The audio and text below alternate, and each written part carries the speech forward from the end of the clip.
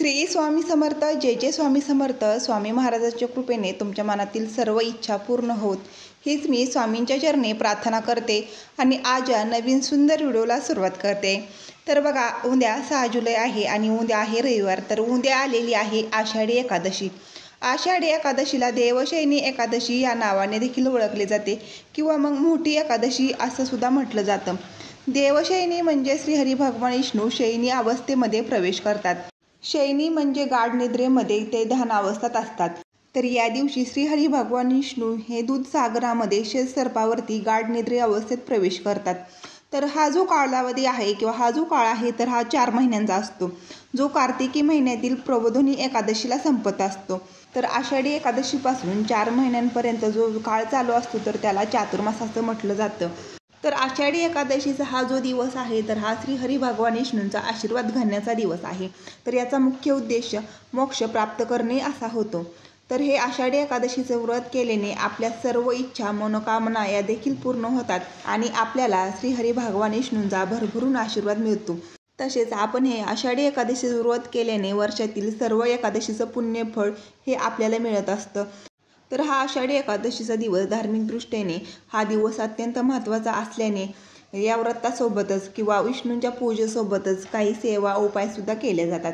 त्यामुळेच आजच्या व्हिडिओमध्ये तुम्हाला अतिशय प्रभावशाली सेवा किंवा उपाय म्हणू शकता तर हा आपल्याला करायचा आहे। तर उपाय कोणता आहे, कोणत्या वेळेमध्ये करायचा आहे, कसा करायचा आहे याबद्दलची संपूर्ण माहिती तुम्हाला आजच्या व्हिडिओमध्ये देणार आहे। त्यामुळे हा व्हिडिओ कुठेही स्किप न करता शेवटपर्यंत नक्की बघा। तसेच तुम्ही जर माझ्या चॅनेलवरती नवीन असाल तर चॅनल सबस्क्राईब करा। तर आषाढी एकादशीच्या दिवशी तुम्हाला सकाळी घराच्या उंबरठ्यावरती ही एक वस्तू ठेवायची आहे। ही वस्तू ठेवल्यामुळे तुमच्या आयुष्याचं सोनं झाल्याशिवाय राहणार नाही आणि 7 पिढ्यांचे दारिद्र्य नष्ट होऊन कुटुंबाची, पतीची, तुमच्या मुलांची भरभरून अंशी प्रगती होईल आणि तुमच्यावरती साक्षात विठोबाची म्हणजे विठ्ठलाची कृपा होईल। तर अशी कोणती वस्तू आहे तर ती आपल्याला आपल्या घराच्या उंबरठ्यावरती ठेवायची आहे। तर हा उपाय आपल्याला कधी करायचा आहे तर बघा, उद्या आषाढी एकादशी आहे। तर काय करायचं आहे, हा उपाय तुम्हाला सकाळी 12 वाजायच्या आतमध्ये करायचा आहे। 12च्या आतमध्ये करण्याचा तुम्हाला जास्तीत जास्त प्रयत्न करायचा आहे। तर बघा, प्रत्येक महिन्यामध्ये एकादशी येते पण प्रत्येक एकादशीचं महत्त्व हे देखील वेगवेगळं असतं। तर आपलं धर्मशास्त्र असं सांगतं की प्रत्येक एकादशीचं व्रत हे करणं शक्य आहे, परंतु प्रत्येक महिन्याचं व्रत करणं ज्याला शक्य नाही पण त्यांनी किमान आषाढी एकादशीचं व्रत तरी सर्वांनी आवर्जून करावं, कारण वर्षातील सर्व एकादशीचं पुण्यफळ हे आपल्याला प्राप्त होतं। आणि त्याचबरोबर आपल्या आयुष्यामध्ये काही अडचणी असतील, संकट असतील, दुःख असतील तर ते देखील नष्ट होतात। तर या दिवशी ज्या घरामध्ये हा जो उपाय मी सांगत आहे तर हा उपाय आवर्जून केला तर घरामध्ये अखंड लक्ष्मी वास करेल। कारण आपल्या सर्वांनाच माहिती आहे की भगवान श्री विष्णूसोबत माता लक्ष्मीची सुद्धा या दिवशी म्हणजे आषाढी एकादशीला पूजा केली जाते। त्यामुळे धनप्राप्तीसाठी तसेच लक्ष्मीप्राप्तीसाठी आषाढी एकादशीचा हा जो दिवस आहे तर हा खूप शुभ मानला जातो।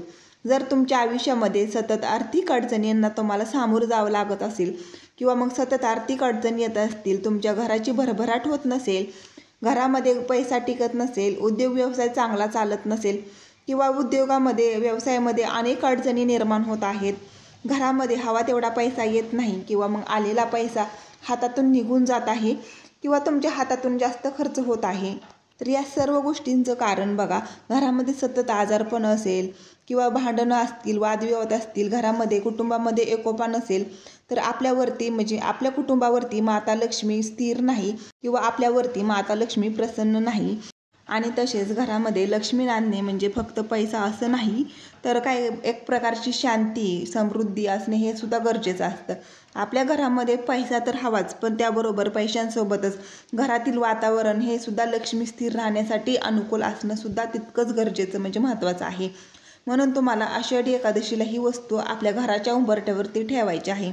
आणि त्यामुळेच एकादशीच्या दिवशी आषाढी एकादशीला केलेले उपाय हे कधीच वाया जात नाही हे आपल्या शास्त्रामध्ये सुद्धा सांगितले जाते। जर हा उपाय मी सांगत आहे आणि हा उपाय तुम्ही उद्या म्हणजे आषाढी एकादशीला केला तर नक्कीच या उपायाचा तुम्हाला लाभ भेटेल आणि या उपायाने तुमच्या जीवनामध्ये सकारात्मक बदल झालेले हे नक्कीच तुम्हाला जाणवतील। आणि त्यामुळेच आवर्जून उद्याच्या दिवशी हा उपाय तुम्हाला करायचा आहे। तर उद्या आहे आषाढी एकादशीचं, त्यासाठी तुम्हाला लवकर उठायचं आहे, अगदी ब्रह्ममुहूर्तावर उठायचं आहे। उठल्यानंतर दोन्ही हात जोडायचे आहेत आणि भगवंतांचं आभार मानायचं आहे की त्यांनी हा दिवस आपल्याला दाखवला म्हणून।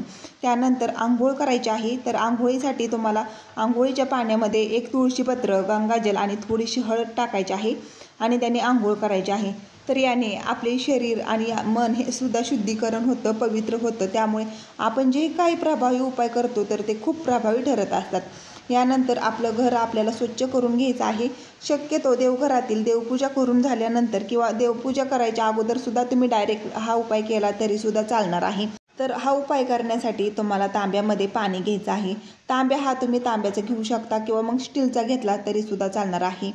तर बघा, स्टीलचा घेतला तरी चालेल। यामध्ये तुम्हाला शुद्ध पिण्याचं पाणी घालायचं आहे आणि त्या पाण्यामध्ये तुम्हाला थोडीशी हळद आणि थोडं गोमूत्र टाकायचं आहे आणि हे पाणी तुम्हाला घराच्या मुख्य उंबरठ्यावरती आणि तसेच तुम्ही उंबरठ्याच्या बाहेर प्रवेशद्वारावरती शिंपडायचं आहे। तर एक स्वच्छ कपडा घ्यायचा आहे आणि तुम्हाला हे सर्व पुसून काढायचं आहे। त्यानंतर तुम्ही तुळशीसमोर सुद्धा हे पाणी शिंपडायचं आहे आणि तिथली सुद्धा जागा तुम्हाला स्वच्छ करायची आहे। यानंतर मुख्य उंबरठ्यावरती तुम्हाला हळदीचं लेपन करायचं आहे। बघा, तुम्हाला इतर दिवशी जरी हळदीचं लेपन करणं शक्य नसेल तरी पण चालेल, पण तुम्हाला आषाढी एकादशीच्या दिवशी तुमच्या मुख्य उंबरठ्यावरती हळदीचं लेपन हे आवर्जून करायचं आहे। यानंतर एक कलश भरून पाणी घ्यायचं आहे। तर हा कलश आपल्याला तांब्याचा घ्यायचा आहे। मग जरी तुमच्याकडे तांब्याचा कलश नसेल तर तुम्ही स्टीलचा कलश घेऊ शकता। त्यामध्ये शुद्ध पिण्याचं पाणी घ्यायचं आहे आणि तसेच त्यामध्ये 1 रुपयाचं नाणं जे आहे तर ते आपल्याला टाकायचं आहे। तसेच तुम्हाला एक प्लेट घ्यायची आहे आणि प्लेटवरती तुम्हाला एक दिवा लावायचा आहे। तर ही प्लेट आपल्याला त्या कलशावरती ठेवायची आहे। तर दिवा लावण्यासाठी तुम्ही मातीची पंती घ्यायची आहे, त्यामध्ये शुद्ध गाईचं तूप हे घालायचं आहे। जरी तुमच्याकडे तूप नसेल तर तेल घातलं तरी चालणार आहे आणि त्यामध्ये तुम्हाला दुहेरी कापसाची वात टाकायची आहे। त्यानंतर आपल्याला त्या तांब्यावरती कलशावरती ही प्लेट ठेवायची आहे आणि त्या प्लेटवरती हा दिवा आपल्याला ठेवायचा आहे।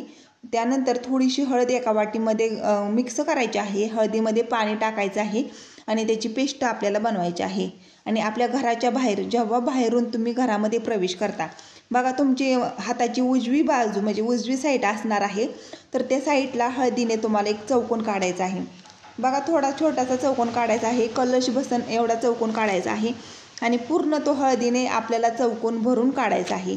त्यानंतर त्या कलशाला आपल्याला हळदीने आणि कुंकवाने 5 बोटं ओढून घ्यायची आहेत। बघा, ही सर्व प्रोसेस झाल्यानंतर हळदीवर हा जो आपण घेतलेला कलश आहे तर तो ठेवायचा आहे। त्यानंतर ठेवलेला दिवा आपल्याला तिथे प्रज्वलित करायचा आहे।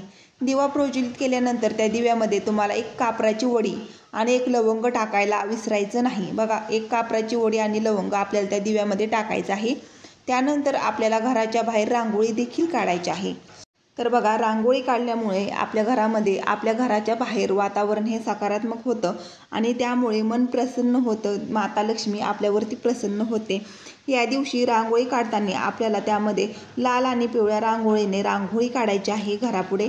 तर अशा काही विशेष तिथींना रांगोळी काढणे अत्यंत शुभ मानले जाते।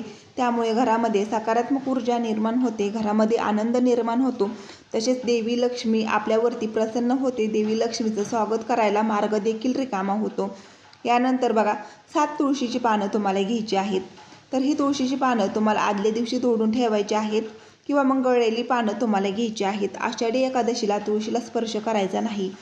त्यानंतर 7 तुळशीची पानं घेतल्यानंतर एक लाल कलरचा किंवा मग पिवळ्या रंगाचा धागा घ्यायचा आहे आणि त्यामध्ये तुम्हाला ही 7 तुळशीची पानं बांधायची आहेत। यानंतर या तुळशीच्या पानांची माळ तुम्हाला तुमच्या घराच्या मुख्य दरवाजावरती टांगायची आहे। बघा, आतल्या बाजूने टांगा किंवा बाहेरच्या बाजूने जेथे कुठे तुम्हाला ठेवायला जागा असेल तर तिथे सुद्धा ही तुम्ही माळ ठेवू शकता किंवा टांगायची आहे। बघा, जेव्हा ही माळ तुम्ही तुमच्या घराच्या प्रवेशद्वारावरती टांगली तर घरामध्ये दोष, इडापिडा असतील किंवा मग अलक्ष्मी असेल, दरिद्रता असेल, हे सगळं काही आपल्या घरातून निघून जाते आणि आपल्या घराकडे लक्ष्मी ही आकर्षित होते। यामुळे घरातील गरिबी दूर होते, संपूर्ण नष्ट होते आणि यामुळे आपल्या कुटुंबाची प्रगती कोणीही थांबू शकत नाही। यामुळे माता लक्ष्मी प्रसन्न होऊन अखंड घरामध्ये आपल्या वास करत असते। तर असा हा प्रभावशाली उपाय आपल्याला उद्या आषाढी एकादशीला आवर्जून करायचा आहे।